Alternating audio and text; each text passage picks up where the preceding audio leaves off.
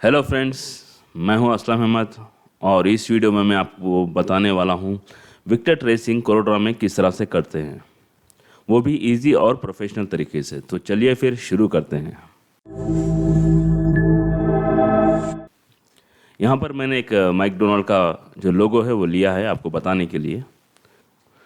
वैसे तो कोरोड्रा में डिफ़ॉल्ट ऑप्शन है ट्रेसिंग करने के लिए, लेकिन अगर आप उसके ज़रिए से करेंगे तो वो आर्टवर्क सही नहीं आता। जैसे कि उसके जो कर्व्स होते हैं या उसके शेप्स, यानी उसके जो डिटेल्स होते हैं वो आउट हो जाते हैं, वो ठीक तरह से नहीं आता, वो उसमें आपका कंट्रोल भी नहीं रहता। अगर आप मैनुअली पेन टूल से करते हैं तो सारा कंट्रोल आपके ऊपर होता है। आप उस आर्टवर्क के हिसाब से, उसके शेप के हिसाब से आप उसके ऊपर ड्रा कर सकते हैं बड़ी आसानी से। तो चलिए फिर मैं आपको पहले ड्रा करके दिखा देता हूँ। जैसे कि मैंने इसको सेलेक्ट किया है और यहाँ पर इसको डुप्लीकेट ले लेता हूँ। यहाँ पर कोरोड्रा में डिफ़ॉल्ट ऑप्शन है ट्रेस बिट मैप, और यहाँ पर आने के बाद क्विक ट्रेस है। इसे हम क्लिक कर देंगे तो सेकंडों में ट्रेस हो जाएगा, लेकिन ये एक्यूरेट नहीं रहता।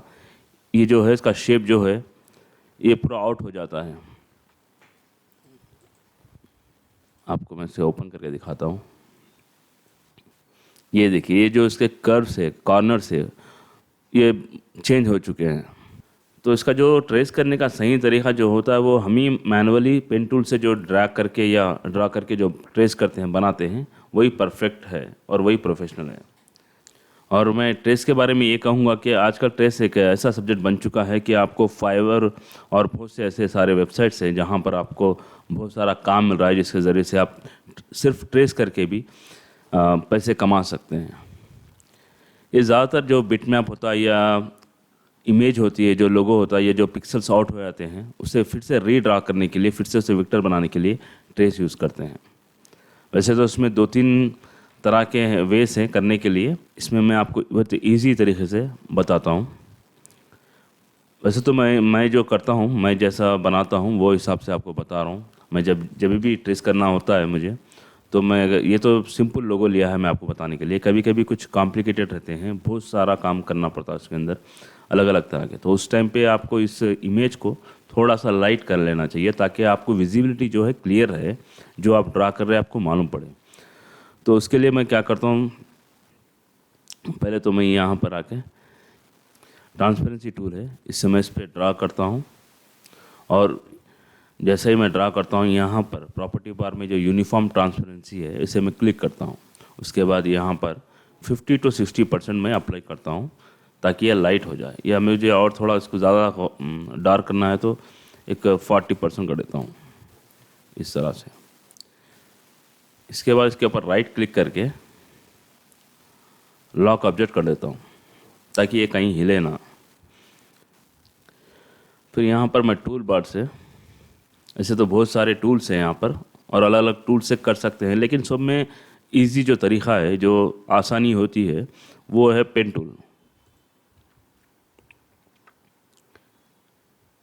तो फर्स्ट मैं एक इस कॉर्नर से स्टार्ट कर रहा हूँ, और जो दूसरा पॉइंट है जहाँ पर कर्व है, सब में ज़्यादा कर्व है, वहाँ पर ऊपर क्लिक कर रहा हूँ।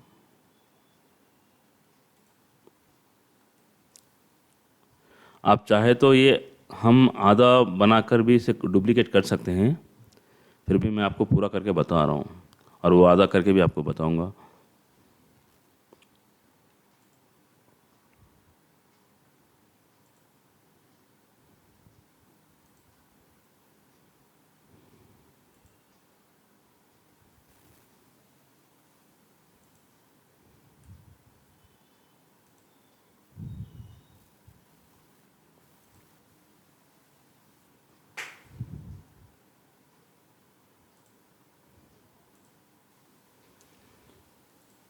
इस तरह से पेन टूल से मैं सीधा सीधा जहाँ जहाँ भी कॉर्नर्स है या कर्व है, वहाँ पर क्लिक करके मैंने इसे कंप्लीट कर दिया है। अभी कुछ नहीं, अभी टूल बार से मैं शेप टूल ले लेता हूँ। लेने के बाद यहाँ से स्टार्ट करता हूँ। तो शेप टूल लेने के बाद यहाँ पर मैं क्लिक करता हूँ, उसके बाद सीधा प्रॉपर्टी बार में जाके कन्वर्ट टू कर्व को क्लिक करता हूँ। यहाँ पर जो एरोस आ गए हैं, आप उस एरोस के मदद से आप पकड़ कर उससे इस तरह से कर्व कर सकते हैं।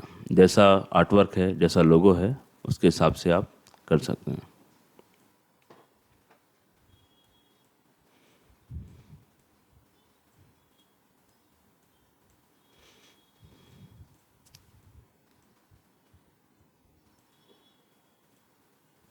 बस इस सेलेक्ट करना चाहिए, बस सेलेक्ट करना है। उसके बाद प्रॉपर्टी बार में कन्वर्ट टू कर्व क्लिक करना है, वो एरोस आ जाएंगे, वो एरोस को पकड़ कर इस तरह से आप उसे कर्व कर देना है।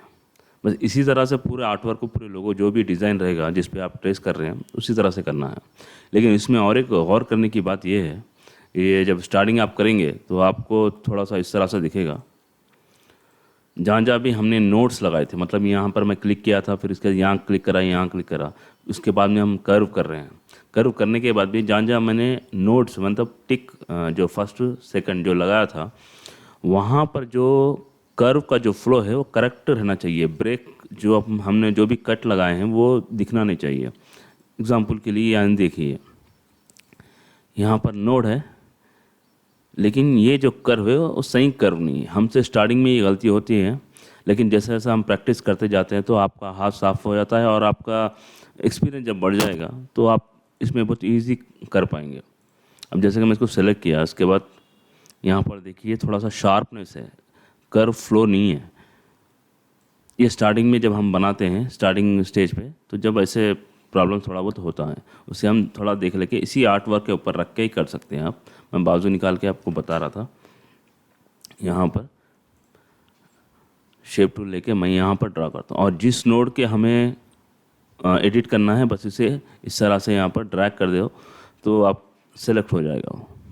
इसके बाद इसको मैं ऊपर की तरफ ले जाके वो कर देता हूँ।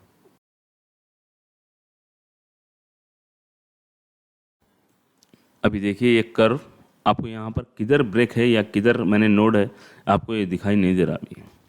वही इसके नीचे वाले में यहाँ पर देखिए आपको यहाँ पर शार्पनेस दिख रहा है, तो ये शार्पनेस नहीं आना चाहिए। अगर आर्टवर्क में है तभी, नहीं तो नहीं दिखना चाहिए। कर्व है तो कर्व परफेक्ट आना चाहिए।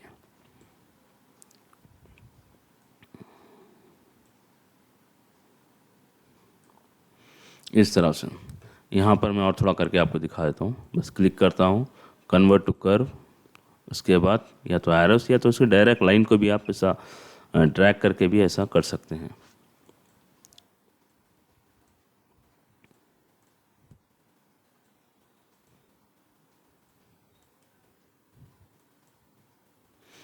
और एक बार जब यहाँ से हट जाता है, अगर स्पेस दिखता है तो आप कंप्लीटली आप इसको पकड़ के नीचे ऐसा हटा सकते हैं, जैसे ये मैंने हटाया है इस तरह से इसे ड्रैग करके जगह पे आप ऐसा रख सकते हैं।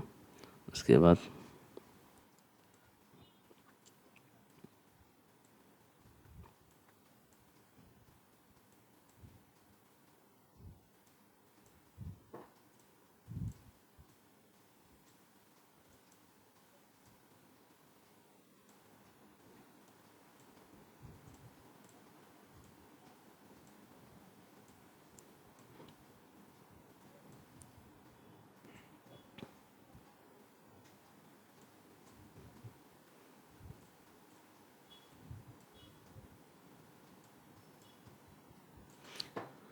और ये हो गया कंप्लीटली ट्रेस। इसे मैं बाजू निकाल कर देखता हूँ इस तरह से कलर अप्लाई करके, फिर इसका जो आउटलाइन है उसे भी रिमूव करके। ये थोड़ा मैं जल्दी आपको बताने के लिए बताया है। इस तरह से हमें ट्रेस करना है। और एक तरीका, अगर दो यानी यहाँ पर भी ये भी सेम है तो आप इतनी मेहनत करने की ज़रूरत नहीं है। हम सिर्फ आधा ही भाग लेके इसका डुप्लीकेट करके बना सकते हैं। जैसे कि एग्जांपल मैं ये टूल बार से रेक्टेंगल टूल ले लिया, पहले मैं इसे सेलेक्ट करता हूँ, उसके बाद रेक्टेंगल टूल ले लिया, और यहाँ पर जो उसका सेंटर पॉइंट है एम का, मैं एम का ले रहा हूँ। इस तरह से एक रेक्टेंगल ड्रा कर देता हूँ उसके ऊपर, फिर इन दोनों को सेलेक्ट करके यहाँ से ट्रिम कर देता हूँ। अगर हम सिर्फ इतना भी ट्रेस करते हैं तो उसको डुप्लीकेट करके, यानी इसका बाजू भी जो है वो सेम है, तो कंट्रोल की को प्रेस करके मैं यहाँ के इस तरह से राइट साइड की तरफ ड्रैग करते हुए डुप्लीकेट कर लूँगा। ड्रैग करके फिर राइट क्लिक करता हूँ, कंट्रोल की पकड़ के राइट करके फिर राइट क्लिक करता हूँ। अब इस तरह से दो सेम हो जाएंगे, परफेक्ट हो जाएंगे। इसके बाद ये दोनों को सेलेक्ट करके यहाँ पर मैं वेल्ड कर लेता हूँ। तो ये देखिए ये इस तरह से भी बना सकते हैं, मतलब पूरा नहीं बनाना चाहते हैं तो, अगर आप पूरा नहीं बनाना चाहते हैं तो आधा भी करके आप बाजू ड्रैग करके डुप्लीकेट लेके से बना सकते हैं। तो आपने समझ गया होगा किस तरह से मैंने करा है इसको। बस ये एक ध्यान में रखने वाली बात यही है कि जहाँ पर भी हमने नोट्स हैं वहाँ पर जो कर्व अगर स्मूथ है तो स्मूथ कर्व होना चाहिए। और एक भी तरीक़ा होता है, मतलब ये जो अब जैसा करते रहेंगे आपको एक्सपीरियंस आ जाएगा। अलग अलग आर्ट वर्क के लिए या अलग अलग शेप्स के लिए अलग अलग तरीके से कर सकते हैं। इसमें ऐसा नहीं है कि आप ऐसा ही करना चाहिए या वैसा ही करना चाहिए, ये आपके एक्सपीरियंस के हिसाब से आप कर सकते हैं। एग्जाम्पल के लिए पहले मैं इसे अनलॉक कर देता हूँ, उसके बाद मैं इसे डिलीट करता हूँ, इसका काम हो चुका है। अभी मैं दूसरा आर्ट वर्क लूँगा।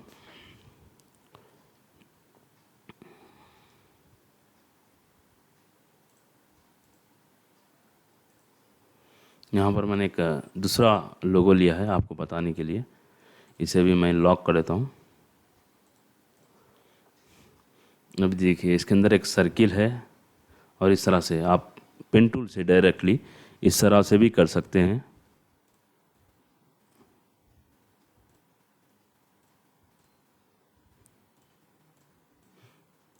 अब इस पर मैं कन्वर्ट टू कर्व करूँगा और यहाँ से आपको सर्किल आपको रफली एक बताता हूँ। देखिए इस तरह से, ये तो अभी आपको मैंने थोड़ी देर पहले बताया, ये देखिए इस तरह से बना दिया। तो यहाँ पर मैं इसी को अब दूसरे तरीके से करके दिखाता हूँ आपको। पहले मैं एक सर्किल ले लेता हूँ,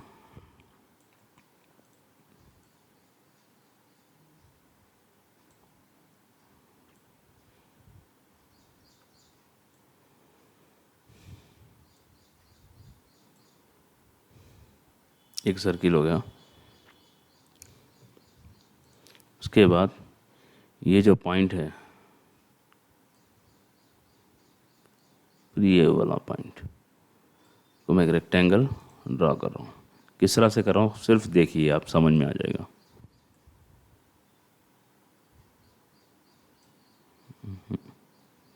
सॉरी,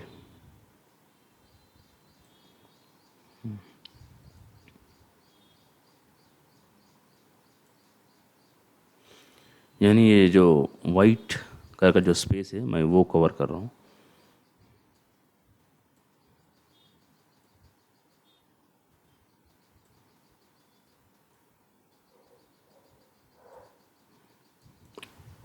उसके बाद शेप टूल लेके यहाँ पर मैं इस तरह से कर चुका हूँ।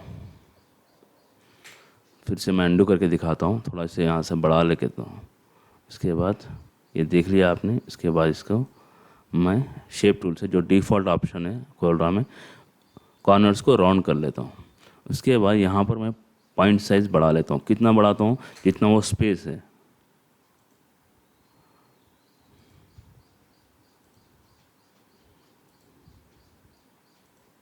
बारह, ठीक है। इसे ऐसे ही छोड़ देता हूँ, अभी कुछ नहीं करता हूँ। अब ये जो है ये लाइन है, लाइन को हम ऑब्जेक्ट बनाएंगे। ऑब्जेक्ट बनाने के लिए ऑब्जेक्ट बनाने के लिए ये ऑब्जेक्ट जो मेनू बार में ऑब्जेक्ट है वहाँ पर जाके कन्वर्ट आउटलाइन टू ऑब्जेक्ट, यानी जो लाइन है और लाइन को ऑब्जेक्ट बना रहे हैं, उसका शॉर्टकट कंट्रोल शिफ्ट क्यू। तो मैं इसे क्लिक करता हूँ, ये अभी ऑब्जेक्ट बन चुका है। यानी जो कलर चाहे आप अप्लाई कर सकते हैं। देख सकते हैं बॉक्स टाइप बन गया है, इस तरह से हो गया। ये पहले एक लाइन थी, इसे हमने ऑब्जेक्ट बना दिया। इसके बाद इसको सेलेक्ट करके दोनों को, जो सर्किल मैंने पहले ड्रा किया था उसको और इसको दोनों को सेलेक्ट करके यहाँ पर ट्रिम कर देता हूँ।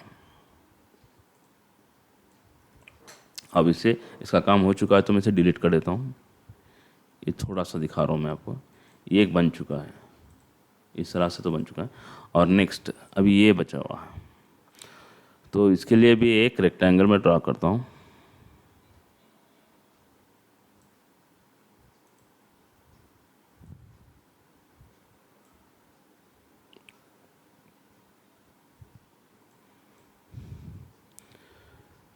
फिर शेप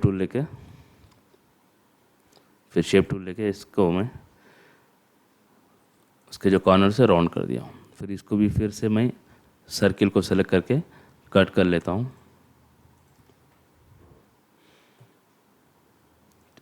ये इस तरह से बन चुका है। अभी बचा क्या, सिर्फ इतना पीस बचा हुआ है।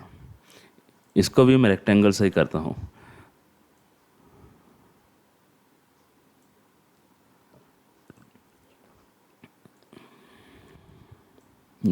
यहाँ पर कर्व है, यहाँ पर कर्व है, बाकी के तो ये स्ट्रेट है।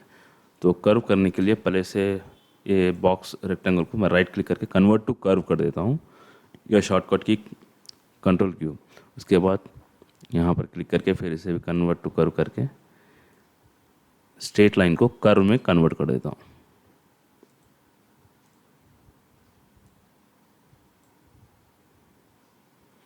ठीक है, अब इसको इसके साथ में वेल्ड कर देता हूँ, मतलब दोनों को क्लिक करके सेलेक्ट करके ये जो वेल्ड है दबा देता हूँ, ताकि पूरा एक ऑब्जेक्ट बन जाए कंप्लीटली।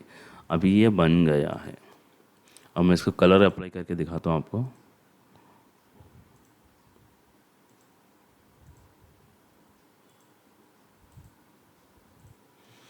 ये देखिए, ये एक लोगो का है, लेकिन ये एक हमने उससे विक्टर बेस बना लिया है। चाहे आप जितना बड़ा अनलिमिटेड, जितना चाहे उतना बड़ा कर सकते हैं अनलिमिटेड साइज में, क्योंकि ये अभी विक्टर हो चुका है। और ये विक्टर हमें कब ज़रूरत पड़ती है फाइल, जब कभी हम साइनेज बोर्ड या साइनेज के लिए, या जैसे कि CNC रोटर मशीन पे कोई लेटर वगैरह आप 3D में कटवा रहे हैं मटेरियल के लिए, तो उस टाइम पे फाइल की ज़रूरत पड़ती है। या आप रेडियम या स्टिकर टाइप जब आप कटिंग कराते हैं तो इस तरह की फाइल आपको ज़रूरत पड़ती है।